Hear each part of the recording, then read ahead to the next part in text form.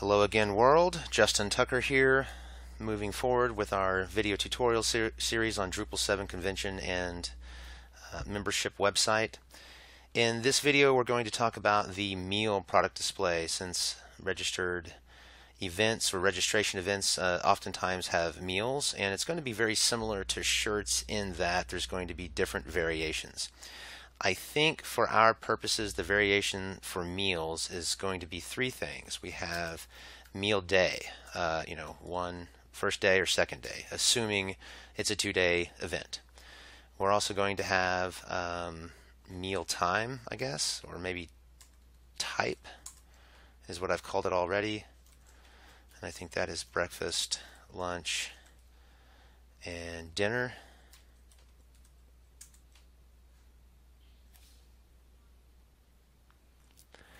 And I think we're also going to have, meal food type, for lack of a better word, and we're just going to, make up two of them, chicken and beef. So I think these are actually going to be the three things. So just like t-shirts had shirt type, shirt size, shirt color, we're going to have meal day, meal type, and meal food type, or whatever we're going to call this. So I've got a taxonomy of meal type already, which I believe is the breakfast, lunch, and dinner. So to make it to where I've got fields that I can use as attributes, I need to add fields to the product type. Before I do that, I'm going to make a meal food type and a meal day vocabulary.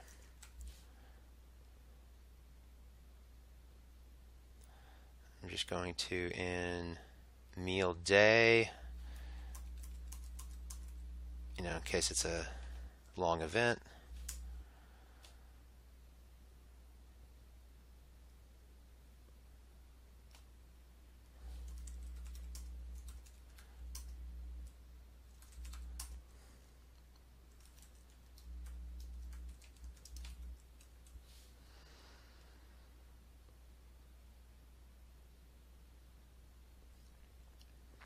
and then once I get these fields, or I'm sorry, these terms added to this vocabulary, now we want to add them to the product type of meals so that when I use them, or when I create different variations of meals, I can use those fields to create different variations and different prices.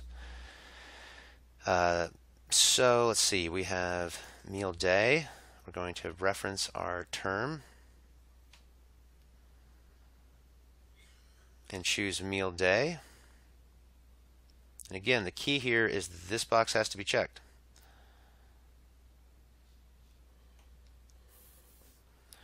And then we'll do this for meal type.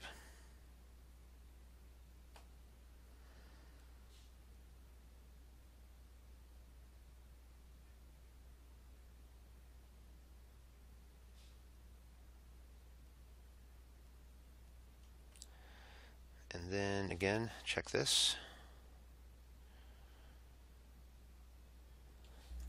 And then again, for lack of a better word, we'll say meal food type.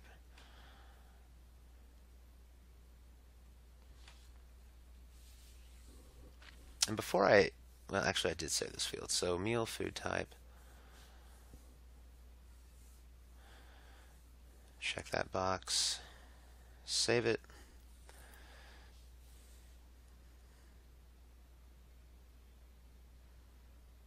And so what I've just done is added these three fields to the product type of meals. We did something similar with shirts. We added these three fields of shirt size, color, and type. So same exact idea, just with a different product type of meals. And so now, because I've done that, that gives me the ability to, when I go to our convention and I click on create a meal product display, again, because I clicked it here, it understands it belongs to this convention. I'm going to say 2018 meal options, and then add new meal. And that's really it. Now once we open this, again, here's our drop downs that we just added. So the step I just did is what gives us these. Had I not done that, we would not see these. So we're going to say that we have a meal option on day 1 of breakfast. And let's say there is no meal, there's no food type. It's going to be a fixed thing. Let's say it's everybody's getting scrambled eggs.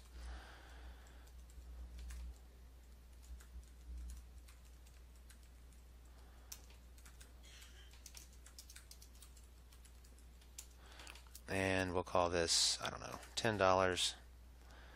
We'll make another one. We'll say on day 2, however, let's say that you could have all 3 options. You can have a breakfast,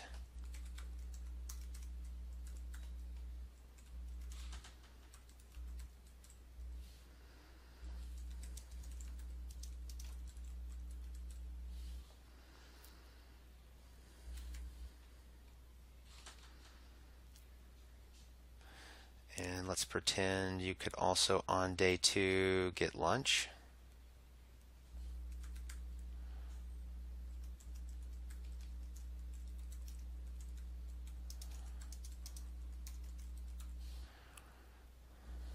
We'll call that $8 just to be weird. And maybe on day 2 there is also a dinner option.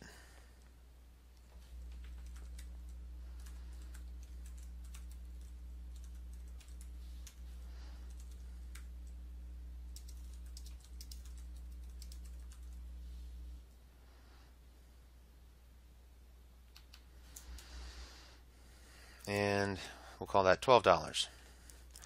So as you can see, I just kind of made up a scenario that, hey, we've got an event where day 1 it just serves breakfast, but day 2, however, for whatever reason, serves breakfast, lunch, and dinner. Now, as we discussed, if you want to do the math, we've got 5 times 4, so that's 20 times 4. So that's a total of 80 potential variations if you had a 5-day event with these different meal types and these different food types. So obviously you don't have to use these. Again, as I discussed, if there's items in this list that you're not going to use, then don't use them. But in this scenario, it's rather simple, meaning we're just saying that on day 2 you get to choose breakfast, lunch, or dinner. That's it. And that is kind of assuming, right, that the meal option is the same for everybody. So maybe it's sandwiches, right? And we just need to know, are you going to be here for breakfast, lunch, or dinner? We're serving a breakfast sandwich, a lunch sandwich, and a dinner sandwich. So to get more granular with this, under meal food type. So let me just go ahead and save this and add under meal food type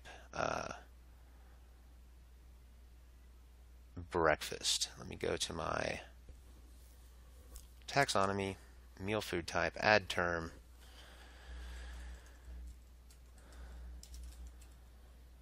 We'll call this breakfast meal. Maybe that just is, scrambled eggs and bacon or something. But I saved that meal type, and so since it did, again, this area is aggregating anything that I fill out from these links that belong to this event, and so it knows it belongs to this event. And so we've got this basic view aggregating those options here, and here's the meal option that I just made. And you'll see that, if we say, hey, I'm, on day 1 we only have breakfast, so okay, I'll add that to cart. But on day 2 we have breakfast, dinner, and lunch, and if I choose the different options, you'll notice the price up here is changing.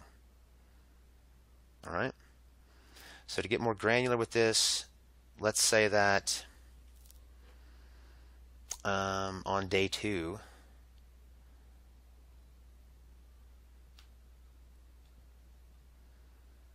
for the breakfast, you get the breakfast meal, meaning you don't really get an option. Breakfast is breakfast. However, on day 2 for the lunch, you could get beef if you wanted to.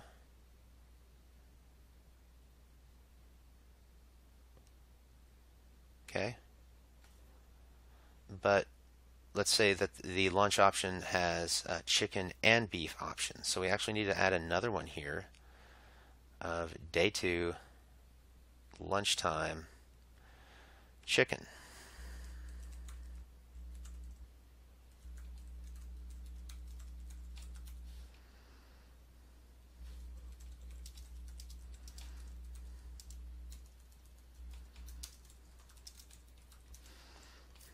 call this $12.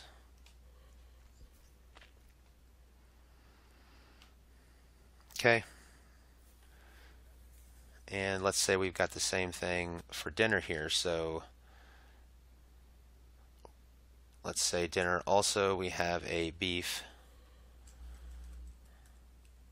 Oh, I didn't change the SKU on the other one. Well, that's okay. We're just showing this as a demonstration. Let's say for dinner you can also get beef or chicken as well, but we have to add a new variation.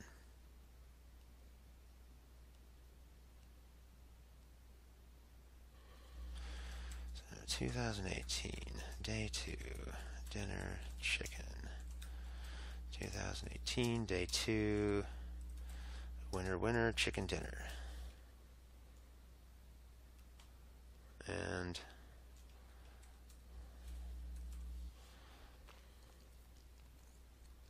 so here we have it.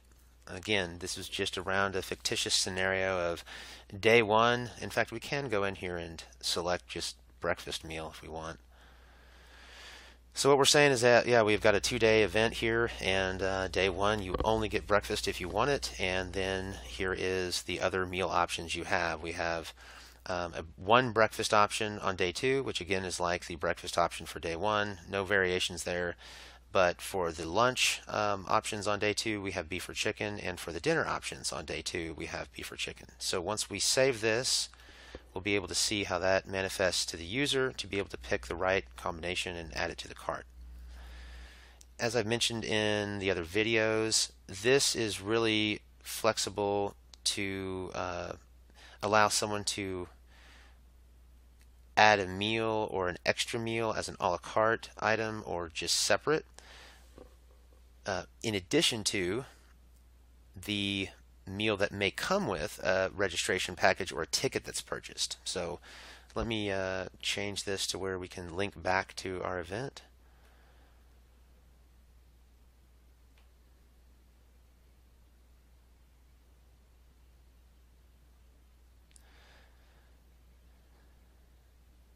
So again, oftentimes inside of the registration, and I think we're going to eventually, but we're going to add fields in here that ask what shirt size do you want with your, member registration ticket and package, and maybe, for day 1 and day 2, which meals do you want? So we'll look at that later, but essentially what this does for us is we just added meal options now to this convention. So all the functionality is there. Again, layout is going to be probably one of the last things we do, but we've got all of the major forms of content that we would want to add. We've got thoughtful fields in there that connect everything together. And then as we add content, we get these options that the users can click and engage with. Again, there's some better usability we'll implement here, but for now it's showing the example. So if I go into meal options, I can see not a lot of options on day 1, but on day 2 we have several variations. So maybe I want a chicken dinner on day 2, or if I choose breakfast, I only get breakfast meal option. I can't choose chicken breakfast. And if I want lunch, maybe I want a beef lunch. So and then the price adjusts accordingly based on these selections. So that is how that works. We have now added a shirt, we've added registration products, we've added meal options, and that brings us a long way in adding actual products to the cart that a user can engage with, make the right selections, so that when they check out, this information collected here, right? This information collected on the member registrations, or not member registrations, but event registrations of type member. This information here, all of this becomes part of the actual order when they check out. So you understand exactly all the information you need to know related to that particular product and what that product needs to have. So I will conclude this video with that.